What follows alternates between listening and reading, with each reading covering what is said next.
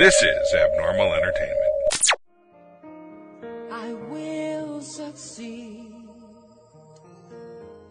I will achieve. For God has given me the ability. I will press on. I will be strong. I'm not giving up. Oh, the road is long. Hey everybody, this is Daniel Garza. Welcome to another episode of Put It Together. Thank you for listening. I want to start by thanking my producer, Mr. Kevin Moyers, for all his help and support. Thank you, sir. I want to invite all you guys to visit us at abnormalentertainment.com, where you can check all the latest podcasts on our network. You can also follow me on Facebook, Twitter, Instagram, and YouTube with the handle at Lil Mexican, LILMESICAN. Check it out. Some of the new stuff. There's some really great stuff that I've been working on. So please go check it out, comment, and let me know what you think. I'm going to go ahead and start because I feel like I have a lot to talk about today. I have a very special guest, somebody that I've been chasing after for a while. He thought he was going to avoid me, but it didn't work. Roland Palencia. How you doing, Roland? I'm doing great. Thank you. Thank you for coming, Roland. Roland Palencia is a Los Angeles-based activist, and I'll let you explain your field in a minute. But I first heard about you when a mutual friend, Albert, I just forgot his name. Alberto Mendoza. Mendoza, thank you. Alberto Mendoza, we were both on his Honor 41 list. I believe we were both on the same year. 14, I think. So I'm going to go with that and say that we were both listed on the same year. But that's how I heard about you. And like I did with a lot of people on that list, I would go and stalk them on Google and Facebook and find out who they were. So I guess I've been after you for like 3 years now to be on my show. But then when I got sick, I didn't pursue anybody. But anyway, you're finally here. Yes. I'm so glad you're here. And I guess, as usual, my first question is like, Roland, how do you put it together? How do I put it together? Yeah. Well, first of all, Daniel, I just want to say thank you. We are actually meeting. We're at my place in Los Feliz. It's a pretty warm day. Yes. But we're going to make it work. So I'm just really appreciative of the fact that you took the time to drive in this treacherous LA traffic and made it happen. So very appreciative of that. So how do I put it together? So I think the first question to ask is, what is the it? Right? What is the it and they put it together? And that it always changes. Okay. But it's really, in order to put it together, it's really important to know what that it is and to really be conscious of what that is, because everything else is going to revolve around that it. And I had to say, sometimes it's a receding horizon. You think you accomplished it, and then you know that there's more to do. But I guess the test for me in terms of making sure that I'm really connected and aligned with that it is when I wake up in the morning, do I feel that I had a good night's rest, but also that gut feeling that this is going to be a great day. Cool. And that's when you know that you're really connected to the it and they put it together. Yes. All right, so let's go back, because you just said something really interesting. The it changes over time. And it could be external, meaning something that happens in the environment. So for instance, I was born and raised in Guatemala, and I came to the U.S. when I was 18. Okay. And certainly that kind of transition changes the it. I had to learn a new language. I had to learn a new culture. I had to be basically educated in a totally different educational system and setting. And just, you're basically walking in, especially at the age of 18 or older, you're walking into a movie theater when the movie has been playing for like at least, if it's a 90-minute, for 45 minutes. So you're walking in. Oh, wow. When you are kind of like an adult, right? And you go like, okay, I missed the first part, so I had to like catch up. And not only do I have to catch up as to what the plot line is, but also what I have to catch it up in a new language. That's an interesting metaphor, because I'm like the king of metaphors. I always have something come out. But that's really interesting way to put it, that for somebody who grows up in another country with another language and moves to America, you're coming in halfway through a film. Right. Okay, so let's, if you don't mind, let's go back. Yeah. Roland Palencia is out in Guatemala. He's 17 and a half years old. And all of a sudden, or how does it happen that you're like, I'm moving, I'm going to America? What was the it that pushed you to come here? Yeah, so I was born and raised in an entrepreneurial environment. And what that means is that we had a bakery business, and it was a bakery business that actually had a lot of branches throughout, let's call it the province. In the U.S. will be the equivalent of a state. And it was a very prosperous business, mom and dad, and we had like 20, 25 employees and so forth. But my father was a very, very conscientious man, politically conscientious. Okay. And he, make a long story short, in the late 60s, about 67, give or take, he decided to join the underground guerrilla movement in Guatemala. Wow. And this was obviously, the guerrilla movement at that time was very influenced by, Marxism, Leninism, Mao Zedong thought, that kind of like, socialist, communist kind of ideals, and him and his comrades really felt that that was the only way to have kind of a counterforce to the military dictatorships that Guatemala had been under since 1954, when a CIA-led rebellion, deposed the democratically elected President Jacobo Arbenz. Who was kind of a socialist in the New Deal kind of thing.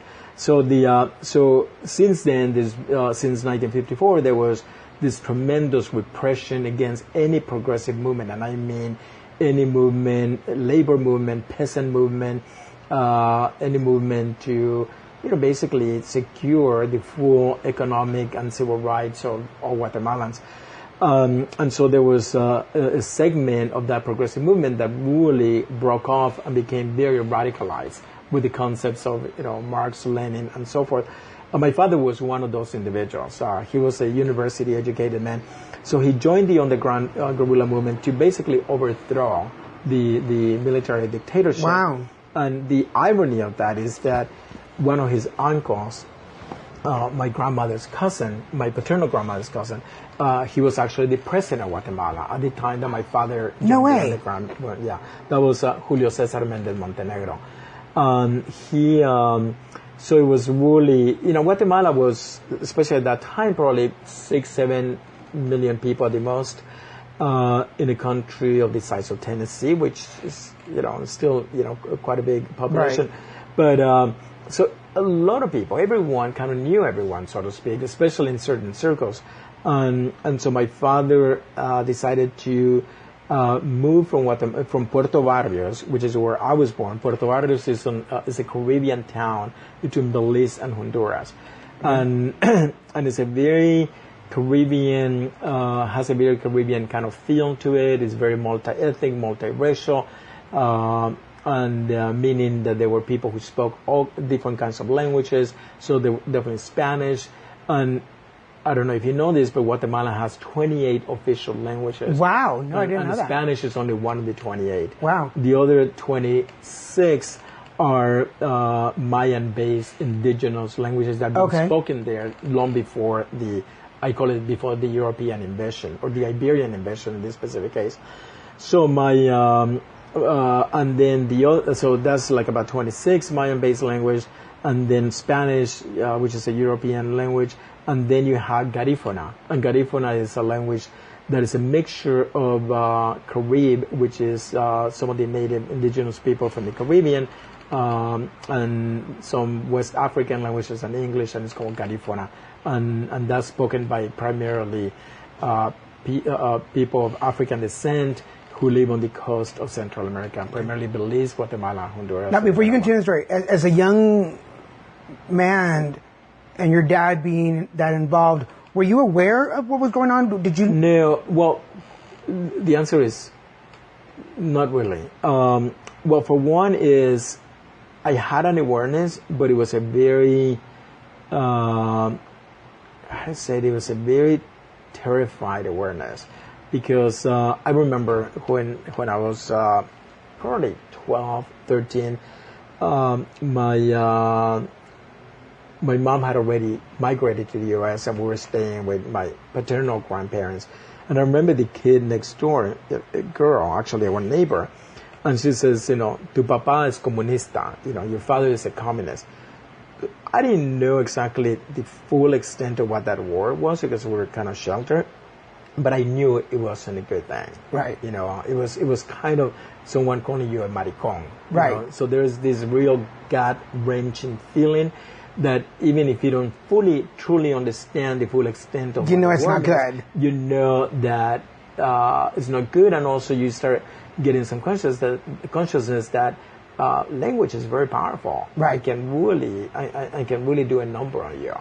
At any rate, I will come back to that because that relates to the getting it together. You Okay. know? Meaning, you know, what is the language that you are using to define yourself and to define your journey, right? Okay. But anyway, so my father joined the underground guerrilla movement. My mom migrated to the U.S. The business fell apart. And 5 years later, we joined our mother here in the U.S., and that was September 24th, 1974. And it changed dramatically. I remember we crossed the border without any papers. We did not have a green card or anything, and I remember very clearly that we were coming out of a chaos. I mean, chaotic situation. Even though it was a very familiar kind of situation in Guatemala, and even traveling through Mexico. I mean, we took the bus from Guatemala City all the way. Actually, from Puerto Barrios to Guatemala City, to Mexico City, to Culiacan, and then eventually to Nogales, Mexico, and then Nogales, Arizona. Do you remember how long? And Oh, it was like 3 or 4 days or something like that. It was. And then before you continue, just to put the idea, and I'm fascinated, but before you leave your home in Guatemala, was there a dream? Was there a goal? Did you have an idea what you wanted to be when you grow up? Yeah, you know, I never had. Even now, I don't know what I want to do. When I grow up. Most of us don't. Yeah. I never really had like I want to be a doctor, I want to be a lawyer, I want to be a priest, I want to be a businessman or anything. I think, but I was always driven not by a title per se or an occupation or a profession, but I was always driven by a sense of justice. Okay. I wanted to have justice, be present in the world, and I think it was more of that kind of a drive than a specific occupation. Setting a real big connection timelines. Do you think that knowing the situation that Guatemala was in, the seed was already planted in you? I think so, yeah. Okay. But there was immigrating to the U.S. Was a real catalyst for that seed to actually, be nurtured. Because I really had no political conscience when I was in Guatemala. I mean, as a matter of fact, I think that just, especially at that time, you kind of were trained to know that you don't do politics because you might end up dead. Right. And especially with the experience of my father, who was assassinated actually in 1971, it was very palpable to us and very clear to us that this is not something that we want to be involved Whoa. in. Yeah. Okay, so many variables into the story. And I say with respect, it's like a novela. It's like you just want to know more and more. And for those of you listening, it's like a novel. I'll say that. Okay, so you make it into the United States. You get here, and going back to your metaphor, you're walking into the movie's already started. So you have no 45 clue. minutes into a 90-minute movie. You don't know who the characters are. You never read a review. I mean, I had glimpses of what the U.S. was because we would watch a lot of U.S. movies. Right. So and you thought that everyone had a wonderful life and Which we do, of course. And which is the case relative to Guatemala, but it's not universal, of course, for sure, and certainly for immigrants it's a lot harder, much more challenging, and especially in these times.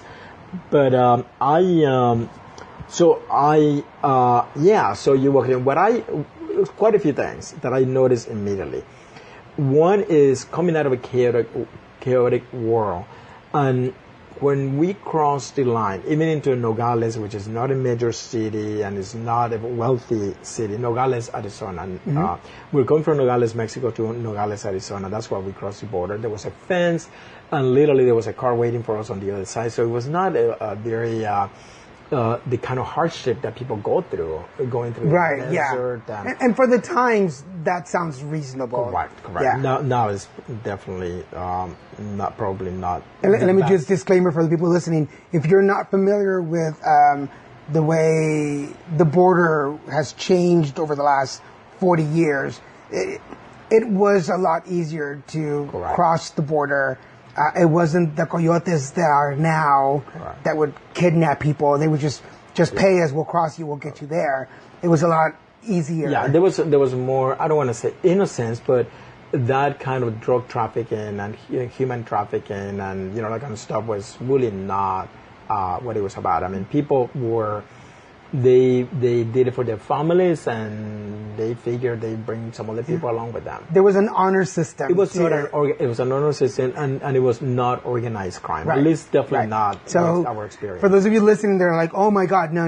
The 1970s, very, very different to 2017." To the organized crime, and ironically, what has created that organized crime, for one, is we send a lot of weapons to Mexico. I mean, we were the biggest provider of weapons we basically, the cartels have U.S. made weapons. Right, yeah. And also because there's so much drug money, because we're the biggest market for drugs, we subsidize organized crime in Mexico. I know that we try to sound, innocent, that we have nothing to do with that, and look at we fund the cartel in Mexico through our drug use. And the other thing that contributed to this organized crime is the severity of the security. So, the little guy who used to bring people across the border is totally, not competitive. You had to have organized crime in order for that to happen. And so there's more to this story, but I mean, just to point that out. And we can definitely have a whole other episode for that. Whole episode. Okay, so you come to the States. So the thing that was really obvious to me was this contrast. And contrast really played a big role in terms of, what it meant at that time. And so the contrast was coming from disorder and chaos and, certainly violence and also on a personal level, not having either one of my parents with me for almost 5 years. Even though my mom, of course, was in constant communication through letters. Because she was already here, she was already and your here. dad was not around anymore. Correct. He had been assassinated. And then he was actually gone when my mom was gone, because he joined the underground guerrilla movement in 1968. So when my mom left in 1970, he was already gone. So we basically were at, we stayed with aunts or uncles or grandparents, and that's how we were. We were basically. That's how we managed to. And not that we were abandoned. I mean, we were left with relatives, but it's still neither one of your parents, and certainly that social status, having a business that employed 20 people, and my father was the president of the Red Cross, and he was, the president of the Lions Club, and we did a lot of charity balls, and we were, in our time, we were very embedded in kind of the social milieu of that time. You were part of the bougie people. Well, certainly, the up and coming middle class for sure. Right. And, we went to private schools and Catholic schools and the whole shebang. So so when we came to the U.S., contrast is a big thing for me as we crossed the border. So quite a few of the contrasts. So one is the order versus the disorder, or I should say the disorder and going into more order. Nogales, the streets were really laid out nicely. There were sidewalks, there were lawns. The houses were basically, there was no ad hoc kind of materials like like people just add another room and it doesn't necessarily match, and they're like probably, I don't know, 3 or 4 families living, and right. You can see that the place. Not to say it obviously that everything like that in Guatemala is the case, because that's not true. I mean, if you have certain means, you live in different neighborhoods, right? But it was really clear that even if you were working class in the U.S., there were certain kinds of things that were available to you. There was sanitation, there was, and it goes on, right? Like the list of the basics. Because for lack of better, you come from a third world country to a first world. Correct. Even for 1970. Exactly. And so the other one is going to the supermarket.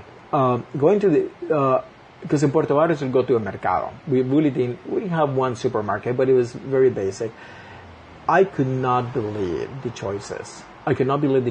Why do people need to have 20 choices of cereal? That's a universal conversation. Yeah, a lot of people mention that. I was it's really true, shocked. Why will this cheese taste differently than this other cheese and that? Like, what does it have that? It really, but what it really meant to me, it was also, as my gay psyche said, like, you know what? I also have a choice to live out my authenticity. Okay. It's interesting to relate it to cheese and cereal, but it's about like, people here have many options. And even in because this is 1974? Late 74. So let's just say 75. Yeah. So 1975. That was 6 years after Stonewall. Okay. And because I was born in 1970, and I have a somewhat a remembrance of the 70s, because my sister was a teenager. Yeah. 1975, they're still coming out of the sexual revolution. We're getting into more sexualized identities. People are forming their identities. It was basically kind of like the tail end of the 60s. Yeah. And Stonewall happened in 69, so this is like 5 years. So you're discovering, and stop me if I'm wrong, but you're discovering, first of all, that there's choices in life. Correct. For your life. That there's choices, and we use the cereal thing, but there's all these choices that America is now providing for you. That you're not limited. You don't have to be fearful anymore. Correct. There was a sense of openness and safety on one hand, and then I'll talk about the counter to that. But and also, like, I was really, as we were driving, I will see a lot of different churches and the Pentecost and this and that. And I asked the driver, I said, why do they have so many churches here? Because in Guatemala, at that time, now it's changed, there was only one church. And you couldn't just like decide to have your own church. You had to go to the Pope and you had to go through whatever protocol. I thought it was like, if God is only one, how do people get to have all these churches? Because for me, the church and God were one. Right. And if you decouple them, then you're violating the law of God. And anyway, so it was a lot of revelation in terms of, how the U.S. is structured. But I think that in many ways, my gay psyche was being woken up to say, you know what, you too can be connected to what is authentic to you. And not necessarily just be subjected to to the norm that does not speak to, who you truly are. So that was kind of like the upside. The downside is that I also felt that obviously this was within a few months, a revelation that there was a pecking order. there was a pecking order based on Right. race, gender, class, even geography, Right. language, and education, and so forth and so forth, and Yeah. it goes down, right? And that I was not necessarily at the top of that pyramid, and that I actually had been socially demoted from being middle class, educated in Guatemala, to basically just being someone who was at the bottom of that totem pole, because I did not speak English. I did not, I was not documented. So I was not even, legally part of this. You weren't really visible. So here you are being on the handed... margins. On the margins. You're being handed opportunities and choices in a silver platter, Right. but it's a very limited silver Exactly. platter. Yeah, Awesome. and also it became, how do I access those choices, that privilege, and kind of like get closer to the center rather than always stay on the margin. Now that's an interesting point for people to pay attention, because 1975 or 2017, people in that situation, because there's still people now in that situation, have that choice. Either you move forward and figure out how to get up in the ranks, Yeah. or people hide and accept that whatever they're getting is all they're ever going to get. Does that make sense? Yeah. So, so it really is a dance. It's a dance. On one hand, we cannot be ignorant of that there's a systematic way of excluding certain people, right? That's just how it is. On the other hand, there is something about our innate nature as human beings that we have a lot of capacities and a lot of potentials and a lot of inner resources that we are not really tapping into, and that many times that helps to change the circumstances and the conditions that you're in. And one of the good examples, and I'm always inspired by this youth, is the undocumented youth. Many youth who are undocumented, who are also LGBTQ, and they were really able to articulate not only their circumstances but also who they were as leaders and as potential. And many of them have really made amazing contributions to that conversation, but also contributions to their own betterment in terms of going to school, staying in school, getting an education. Some of them have actually, for instance, the state of California has allowed at least one individual that I know who graduated from law school to be able to practice in California. So it's really looking at having it is really this interplay between really knowing what your circumstances are and understanding that there is some limitation, but some of that limitation could be overcome and overstepped. And because there is another element playing, which is your own innate resources, your own intelligence, your own drive to succeed, your own ability to make this a better world for yourself, your family, and communities. And I think that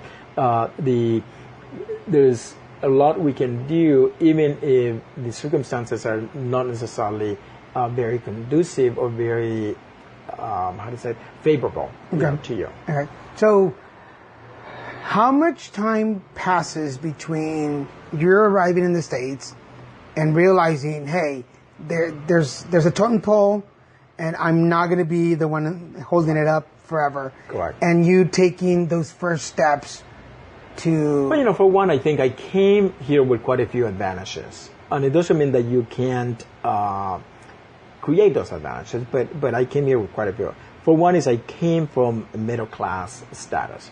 And middle class is a portable mindset, meaning I remember my parents, they would wake up at 3 or 4 a.m. They built the business from scratch, and it became a very, very successful business.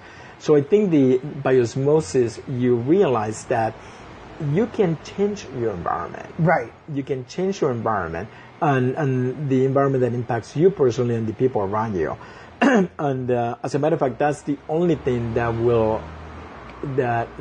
can really make a difference in terms of our total liberation as individuals and as a people, to have that faith and to have that drive, to change the environment as it is, right? So I already came with that mindset that I did not have to put up with what was given to me, and really started to look at what were the other things that were given to me that I can really take from and be empowered by.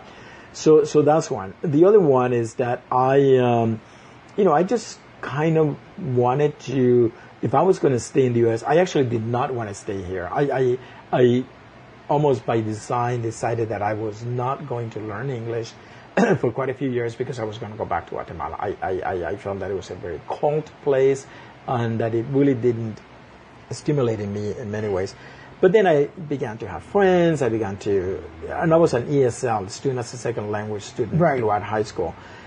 And then but I happened to have, and the other advantage is the education that I got, ironically in Catholic schools, and I say ironically because I'm no longer a Catholic. It was a very good education, and I was very good at math, and I was able to get a high SAT, and I was able to also have a great GPA. I had an almost 4.0 GPA when I graduated from high school. Even though my English language was limited, I was able to figure out the grammar and blah, blah, blah. So that got me a scholarship to UCLA. And I had a lot of support from the ESL professors and teachers and some of the counselors who helped me with the application. So I got to go to UCLA. So I think that once I got to UCLA, you are in a different category, so to speak. You are going to be part of the educated class, right? And that's what I did, and I that's when I became a real activist. Actually, when I got to UCLA, I started to really get more connected to my gayness and also my, I guess you can call it my Guatemalanness.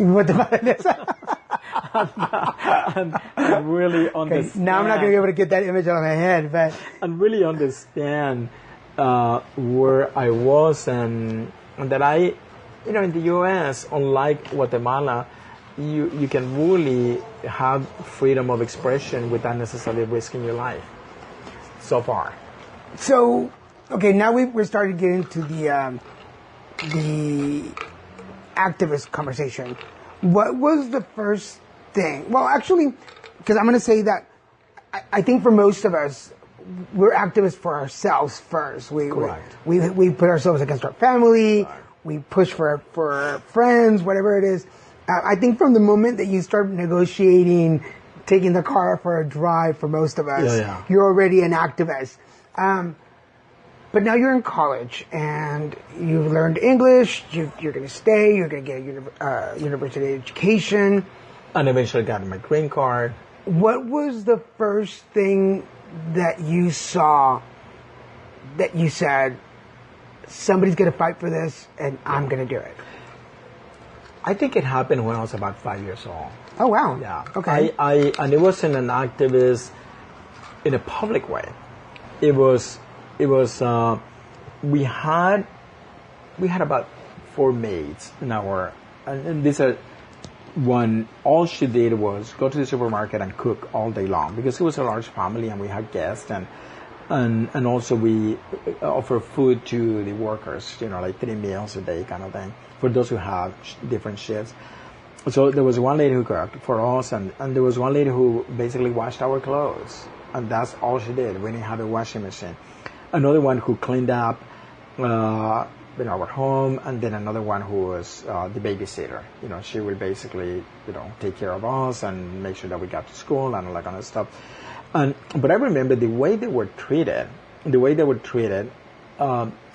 really, I felt, it was really horrible. They sometimes my siblings or, other guys or whatever, they would like be physically abusive to them. Wow. And I really felt that a sense of justice, and I always said, that's not right. And I remember standing up for them, and I was probably 5, 6, 7, 8, 9, 10, what have you, and that I knew there was something wrong about that. and I will stand up for them. So the joke among some of my cousins and my male sibling, was that I was the boyfriend of one of the maids, and that's what I was defending, and which was really interesting. But the thing is also that when you were a gay child, and I knew I was gay, even though I did not have the language, and certainly I did not have the framework, right, or the context, I never lost my gay spirit. I always wanted to play with the girls. I was kind of like the father in the family, playing dolls and blah, blah, blah. I remember being that one, yeah. I hated team sports. I love swimming by myself, just do like solo sports, right? And most gay males, do that. And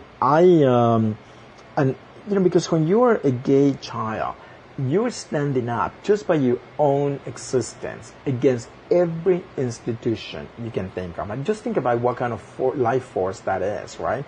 That is so underestimated and is not acknowledged and is definitely not tapped into. But you have every single institution. Institutions are very, very powerful. They determine the destinies of individuals, families, communities, and entire nations, right? So the institution of education, no acknowledgement of the contribution of queer people. The institution, let alone the military or the armed forces, the police force, right? I mean, right. It was definitely not in your favor. The institution of religion, forget it, right? They send it to hell. The mental health institution, at that time we were the sick people, the perverts, right? So, and then your family, you're almost like born into enemy territory, and you had to like on your own be able to survive. Right. So I even though I'm able to articulate this now, I certainly had that experience as a kid, and I think that's really a stand for activism. That right. you are actively connected to who you are. Yeah. And even if it's not a public statement, you hold yourself together throughout all these changes. I want to make a footnote here because it's really cool that you say that. In Michigan, I just had a similar conversation when I mentioned to people that I was an activist and an educator, and they were like, well, how long have you been doing that? And my answer to them was like, ever since I was a kid, I always had to stand up for something because there was always something that I was doing that somebody found wrong because I was Hispanic, because I was gay, because I was shorter, because I was unathletic. I always had to defend my choices.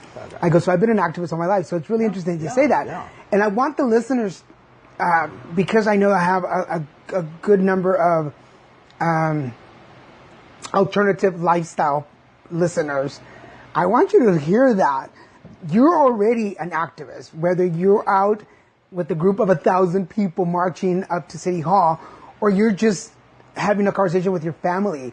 You are an activist and you have a voice. Yeah. I just wanted to put that disclaimer out there to make sure. And that you're standing up for yourself. Yeah. That's being active. What it means is that you're activating, that authenticity in yourself. That's really, for me, there's a psychological dimension to being an activist.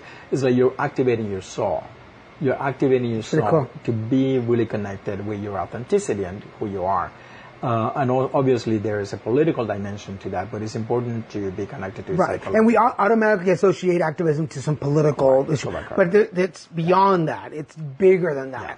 And I want you can't see me, but I have this huge smile on my face right now because I'm like, oh, shit, somebody finally like it's like you pulled out that thought out of my head. Like, yes, we're all activists. We just don't know it. Yeah. You just don't realize it. That's so cool. And just at different levels. Yeah. But definitely, it definitely begins with your inner soul, inner being, so to speak, and then it just moves out from there. So that's part of the it, isn't it? Right? Like being connected, to your inner core, your inner being. Your authenticity, and then have an environment that nurtures that and that takes care of that.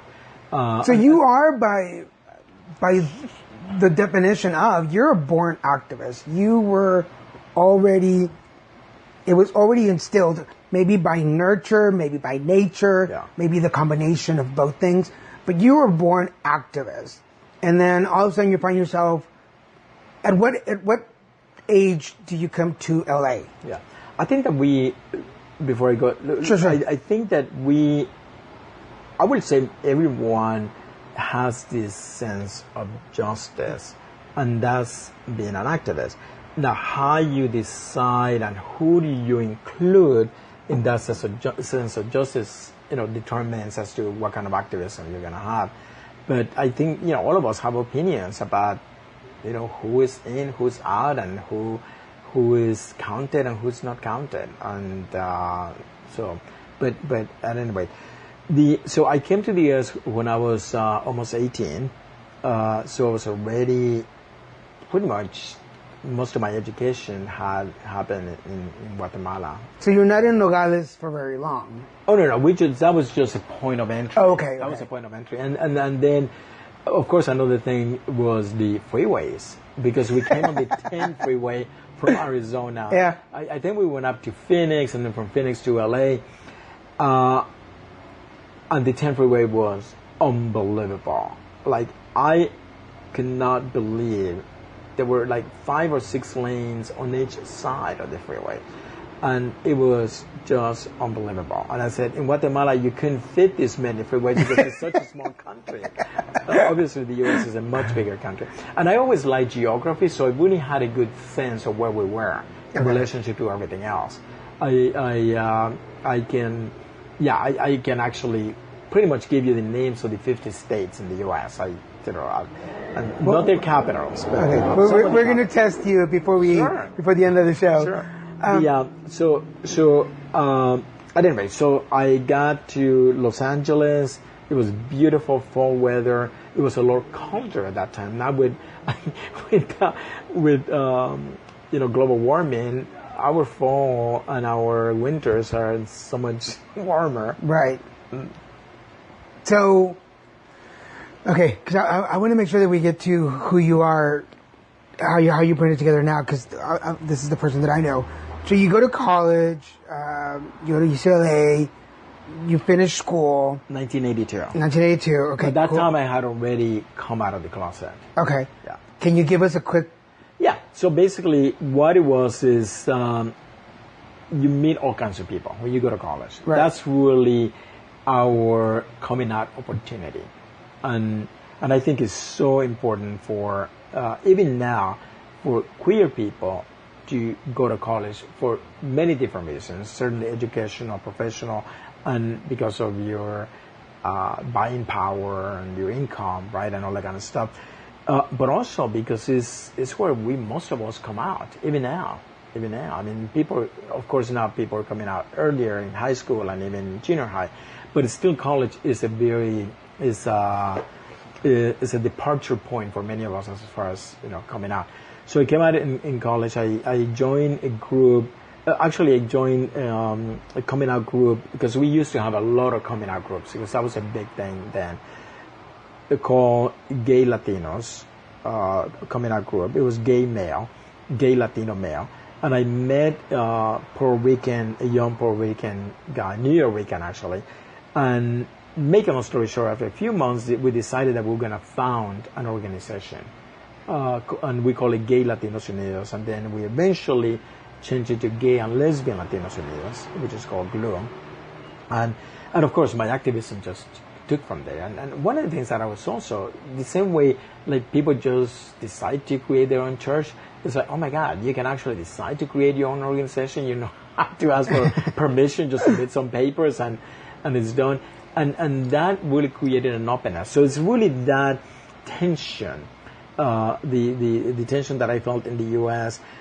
Between the tension of opportunity and the tension of systematic limitations, right? And you have to do a dance with that, and hopefully you're moving more to the side of opportunity, even though sometimes that's not very obvious to us that is available. What was the intention or the purpose of the GLUE, you called it? GLU? Yeah. Well, it was basically to have a space where you did not have to explain yourself. You could be gay, Latino, immigrant, bilingual, or even just English monolingual or Spanish monolingual. You could be from any country in Latin America or U.S. born or have a family who's been here for many, many, many generations. And yeah, you did not have to explain yourself. And it was a cultural, social, it wasn't a political, it was not a political action committee, even though we did political things.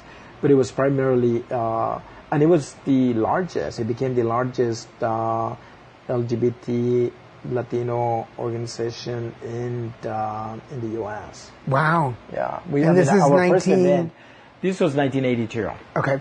Our first event drew about 500 people. And this is with flyers. We didn't have cell phones. Yeah. We didn't have Facebook. We did not have emails. We didn't have any of that. Just to let people know out there was activism before social media.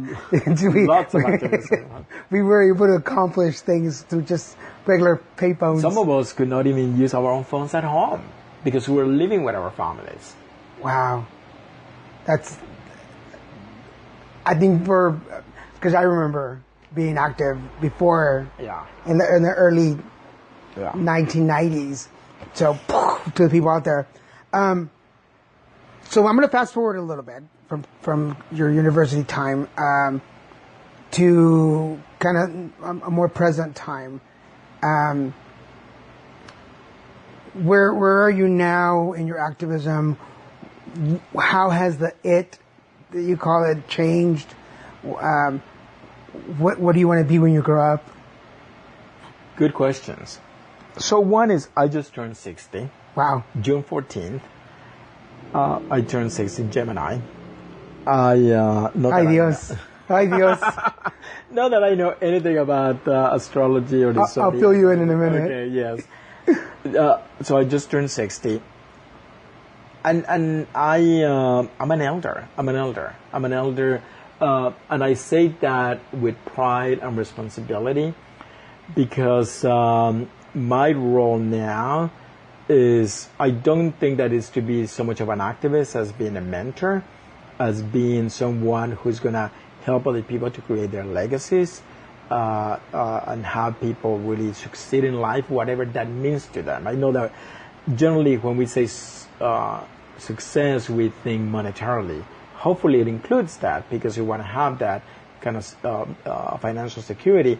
But it's really to be self-fulfilled, to be really maximize and live out your human potential and whatever that means. And when you think you have reached it, that means that there's more to do to grow personally in so many different levels, in so many different ways, spiritually, emotionally, you name it, intellectually, what have you. So I think that I see myself as an elder. I see myself as a mentor, and I actually have mentor, and I mentor quite a few people.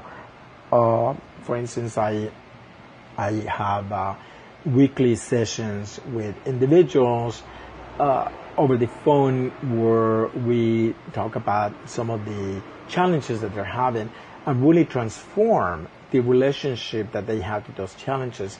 So instead of being disempowered, they're actually very empowered. Right. And it's not motivational, it's not positive thinking, it's really changing the nature of how they see that situation in a way that they really use language that is able to shift. Without getting too much into details, because that's really interesting for our listeners, can you just say, without too much explanations, because I want them to be able to contact you, so they'd be looking for that. But 2 points that we should look at when we want to start making those changes? So one is to understand that there is an unconscious, and that most of the conversations that we have, we're not aware of. And those conversations can help us to go where we want to go. They can hinder or help. Okay. So number one thing is really be able to be aware of what are the internal monologues, internal conversations that we're having, and if those are helping or hindering what we want to achieve.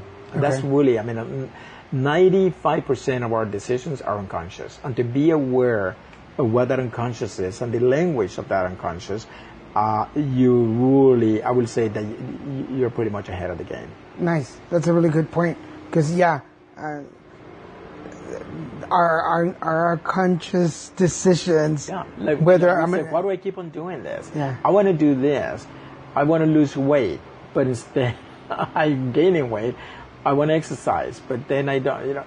But you're really not in charge. That's the thing. We have to give up the notion that we're truly in charge. There's somebody else in charge, and you need to find out who that is and have a relationship with that. And I will say that is basically our unconscious. And one of the things that I do in my training sessions, in my mentorship, is to really create a pathway to people identify what are those background conversations that we can bring to the foreground. And when you bring it to the foreground, you can give them a three-dimensional aspect to it. And then when you have something that becomes much more of an object, you turn that conversation into an object. You can move it, you can negotiate with it, you can put it in the parking lot, you can forget about it, whatever you do. But you bring the invisible to become visible, and then you can have an interaction with it. That's really interesting. That's pretty cool. A whole other show to come and talk to you about. You think you're going to get away with just one episode? No, sir. Plus, I know where you live now. I know you do. Never invite a Mexican to your house. Exactly. They take over. Never go away. There's going to be a taco truck in front of mine. Voy a estar vendiendo tamales next time you see me. So we're down to the last 10 minutes of the hour, which has gone really, really quick. But there's so much about you that I find really interesting. So I find it really cool that you're talking about mentoring now somebody. Instead of being in the front lines, it's really about showing people for them to take the torch, handing over the torch by it's the old saying. How important is it? Because I'm 46. I'm getting up to my 50s, and I'm kind of like, hey, I've been trekking in HIV and AIDS for 17 years. Ya me cansé. Yeah. Like, let some of these youngins take over. How important is it for those of us who have been around for a while to hand over the torch? And is it a graceful handing over? Does that make sense? Well, first of all, that's how the ruling class perpetuates itself, through mentorship. People in the upper echelons of our society, socially and economically, they are mentored like hell. They're mentored like hell by their parents, by their uncles, their aunts, their the schools, you name it. There is tremendous support for those individuals. Many in our community, especially if you're queer, right, don't really have that kind of support. Right. And I think mentorship is a very decisive factor, because for one is you save a lot of time. You don't have to go through. And mentorship, by the way, is not giving advice. I almost never give advice. Mentorship means listening to people, listening to them, and asking them questions, and have them come up with their own answers, because those are the ones that they're going to stick to. And then also show them, what, some of their own contradictions, but not like to make them wrong, but just for them to notice whether they want to resolve that contradiction or not, and how they want to resolve it. So that's my style of mentorship, is not telling people what to do, because if you tell people what to do, they might pay attention for 2 days, and then there's no ownership. Right. So we need to realize that mentorship has been a critical element in the perpetuation of the ruling class. We, as middle class, lower class, working class, poor class, people don't have a tradition of that as much. There used to be, right? Like if you're in a rural area, grandpa will take you along, and this is how you plant the seed, and this is how the harvest is done, right? But those connections have been lost. And there's some of it, but it's not as institutional. So I think that is, we need to take that seriously. And I have to say, it's a two-way street. I have learned so much about myself by being a mentor. I actually, and this is not to be condescending or to be nice, but I tell my mentees, quote unquote, I said, you know what, you have no idea how much you contributed to my life. And to really be open as a mentor, right, to be contributed to you.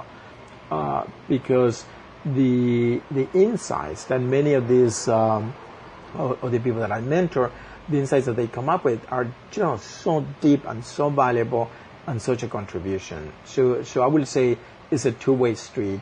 and it's something that we had to.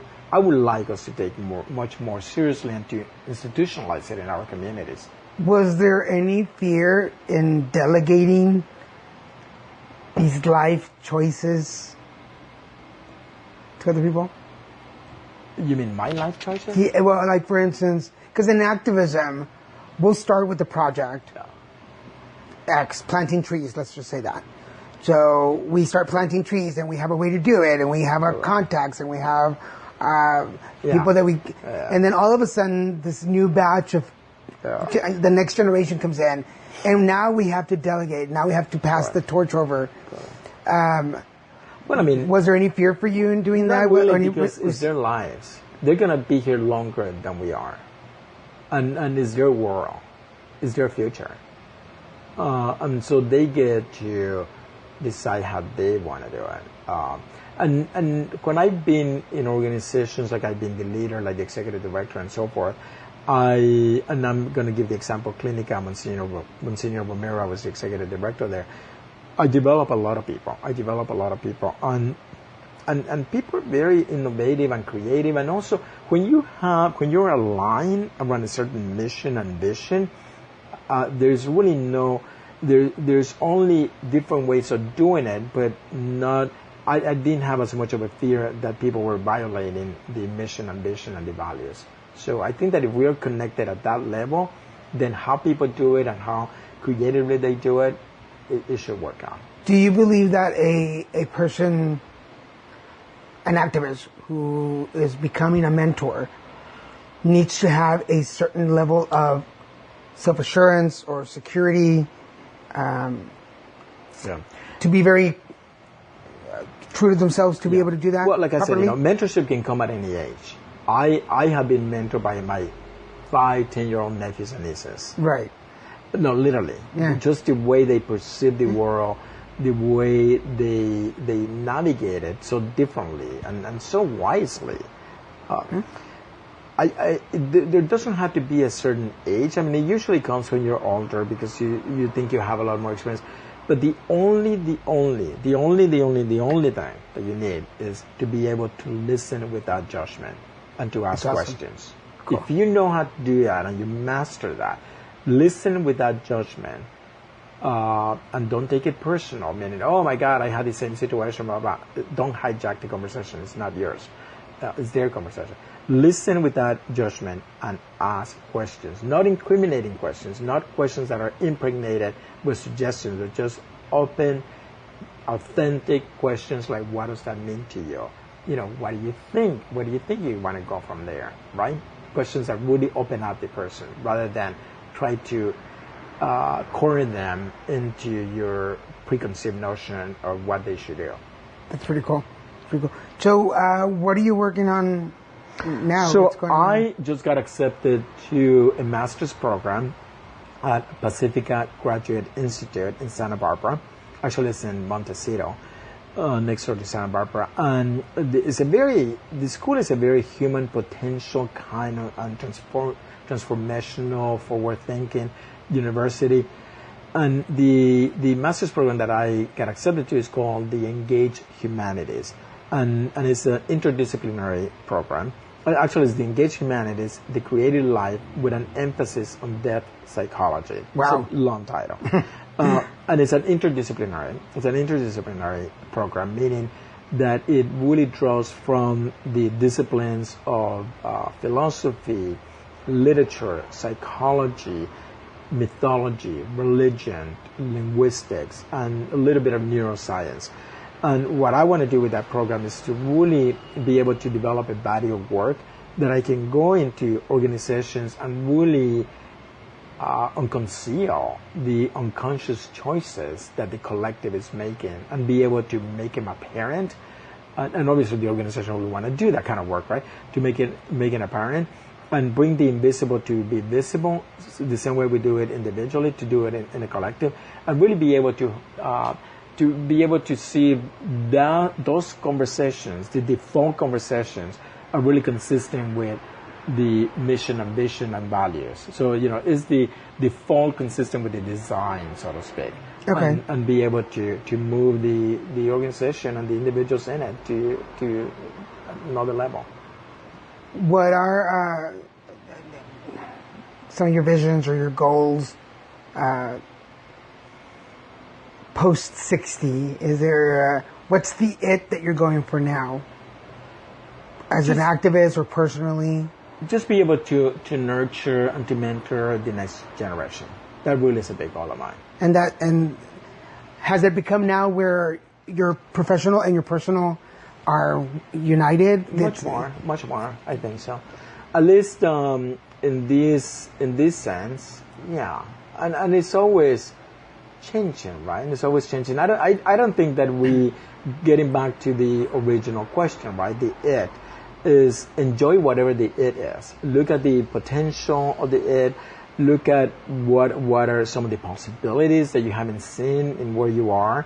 And it's basically, you were handed lemons. How do you make the most delicious lemonade?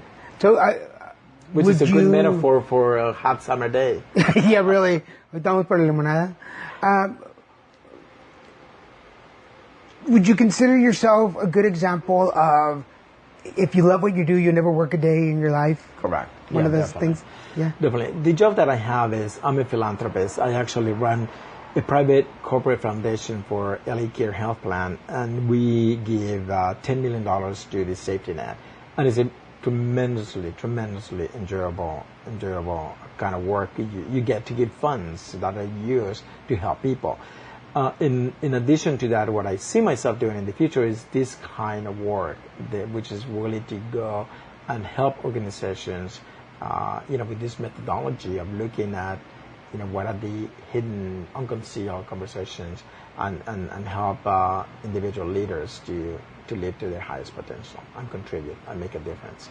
If you could go back and talk to Roland in Guatemala before he ventured to the States, what would you tell him? I think that kid was much self-assured than I am. Really? Yes.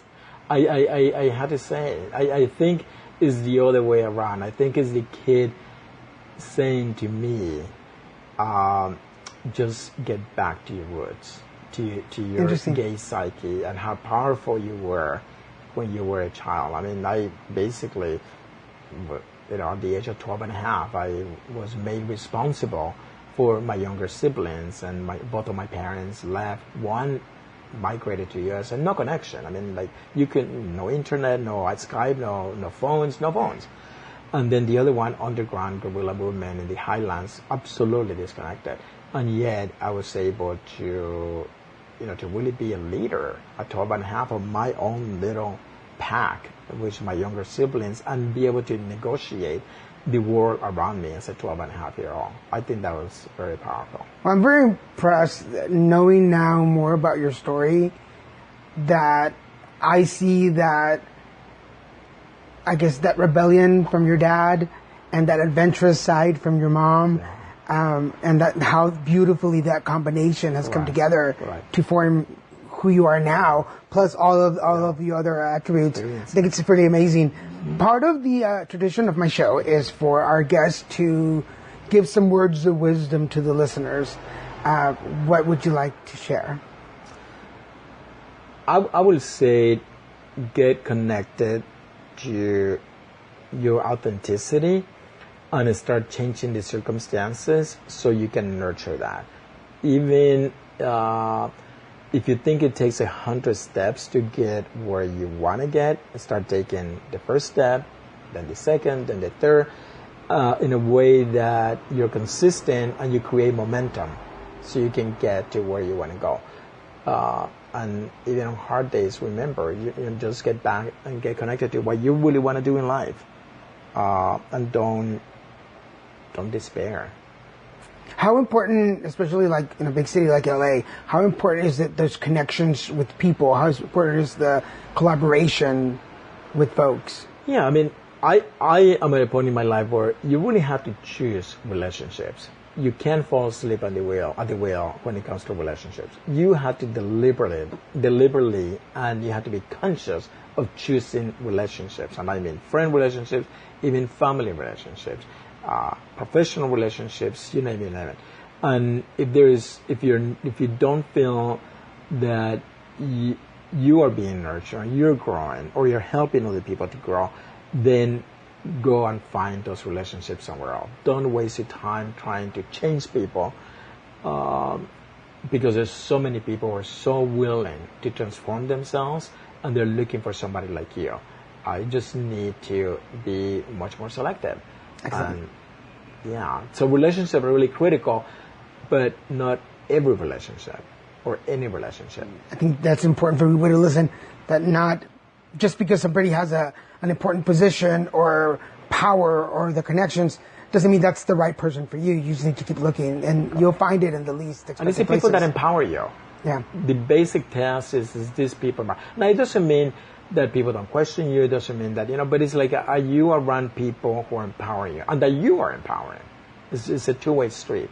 Learn how to empower other people. It's pretty awesome. Well, we're running out of time. We're a little bit over, but I can definitely sit here and talk another hour with you. There's so much cool stuff. I hope most of you listening have gotten as much as I have. I really do hope that you will sit with me again, because we've only you're an iceberg. We've only reached the tip, and there's so much under there. Because I could go into so many other directions and some of the stuff that you opened up, and I'm like, I don't have enough time, but we'll come back and do this. Hopefully when it's cooler, because LA is burning up today. For those of you, it's one of the hottest days out here in LA. But you have a really cute place, and I love it up here. Thank you for being on the show. Thank you, Daniel. I hope this was good for you. It's been an honor. I really appreciate your questions. They're very incisive, thoughtful, and I know that you really want to create value for your audience, and I think that we were able to do some of that. Good. So if somebody wants to talk to you more, or they're interested in a mentoring program, or where can they reach you, and how can they get a hold of you? They can actually email me at R-O, as the first letters of my first name, Palencia with a P. It's not Valencia, it's not Palacios, it's Palencia with a P. So it's ropalencia@yahoo.com. Cool. And we'll put that on our Facebook page so folks can get a hold of you. So if you're interested in talking with Roland more, if you're interested in starting a mentoring program, or want to get mentored, and you're kind of like, you haven't found your it, and you want somebody with a little experience to show you where to look or point you in the right direction, come to this guy. I'm definitely, like I said in the beginning of the show, I was amazed by what I knew about your story when I first heard about you. And then when I got to meet you at the Honor 41 get-together, I was like, I have got to talk to this guy more. But that was the beginning of my cancer journey. Yeah. And then I kind of lost track of you, and then I found you again, and I was like, este chavo, no se me va. I'm not going to lose him. Thank you. And I'm so glad that you came on the show. Thank you. Thank you. We'll definitely have to have him on the show again. For those of you listening, I know we've gone a little bit over time. Shut up and just listen. I want to thank again my producer, Mr. Kevin Moyers, for his help and support. For those of you, please visit us at abnormalentertainment.com, where we have all of the shows on the network, new shows every day. Just go up there. There's something for you, I'm sure. Follow me on Twitter, Instagram, YouTube, and Facebook at Little Mexican, LILMESICAN. If you'd like to be a guest on the show, you can reach me by any of those means, or you can email me at danielggarza@hotmail.com. It's easy. DANIELGGARZA@hotmail.com. Just send me an email, put podcast in the subject so I know what you want to talk about. What do you want to talk about? Anything. And like Roland said, what's your it? I think I found a new tagline for my show. What's your it? How did you put it together? This could be a whole new season. I put it together. Se lo voy a robar. I'm going to steal that from him. Please. But for now, Roland, thank you again for being on the show. Thank you. And for all of you listening, this is Daniel Garza saying, hey, put it together. I see the goal, oh, it lies ahead. It is within my grasp, just a few more strides. I won't look back at those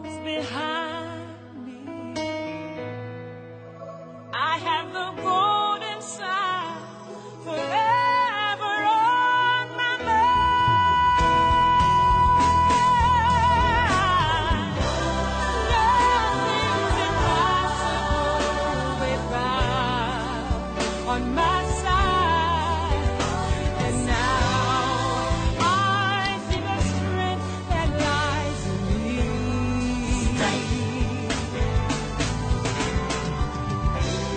So now I'm taking hold of my destiny.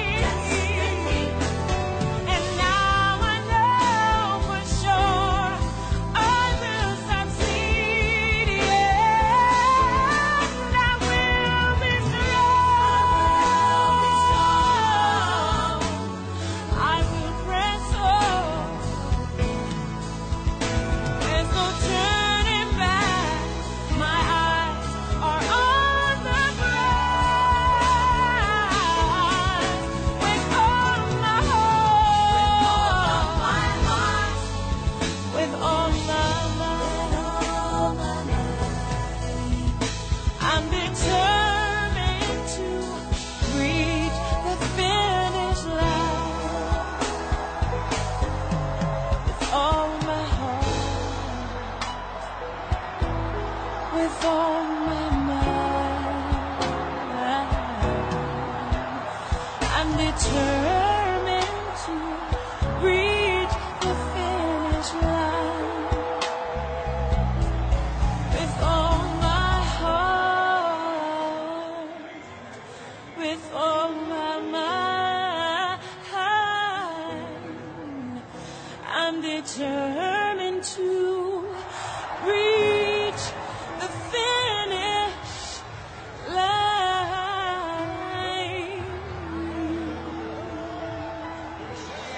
Subscribe to Put It Together on iTunes, Stitcher, and at abnormalentertainment.com/putittogether.